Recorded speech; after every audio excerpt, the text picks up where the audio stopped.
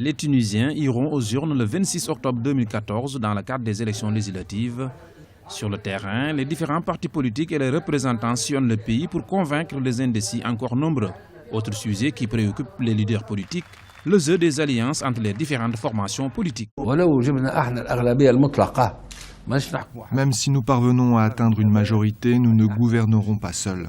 C'est-à-dire que des alliances seront mises en place avec d'autres partis. Pour le moment, nous avons un accord avec les partis de l'Union pour la Tunisie afin de former un gouvernement de coalition si nous gagnons. La chose la plus importante, c'est de n'exclure personne. Nous sommes contre toute exclusion et l'usage de la violence. Ils ont essayé de nous exclure, mais ils n'y sont pas arrivés. Donc nous n'exclurons personne. Nous n'avons pas d'ennemis, nous avons des concurrents. Nos rapports avec nos concurrents sont basés sur nos intérêts et les résultats que chacun de nous a réussi à atteindre. Parmi les favoris du scrutin figure le parti islamiste Ennahda et son principal rival, le mouvement Nida Tounes, dirigé par l'ancien premier ministre de la transition, Bézi Caïd Essebsi. Les deux formations obtiennent les scores les plus élevés dans les sondages, mais pour le leader de Nida Tounes, la prudence est de mise quant à une éventuelle alliance avec le parti Ennahda. Je vais dire à mes électeurs que notre parti n'a même pas le point de référence comme Ennahda et d'autres partis. Deuxièmement, nous pouvons vivre avec Ennahda. Mais je n'ai jamais dit que nous allons construire une alliance.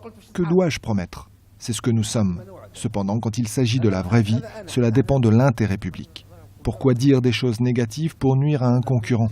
Nous ne pouvons pas s'engager à une telle chose. En fait, nos portes resteront ouvertes car la Tunisie restera dans une période de transition pour les 5 prochaines années. Nous allons devoir créer une atmosphère appropriée pour faire face à l'autre et la Tunisie a besoin de tout le monde. Rappelons que les Tunisiens seront également dans les urnes le 23 novembre prochain pour élire le président de la République. Des élections qui devront passer dans un climat apaisé. En effet, 28 partis politiques ont signé une charte d'honneur qui vise l'organisation d'une élection transparente et impartiale acceptée par tous les partis.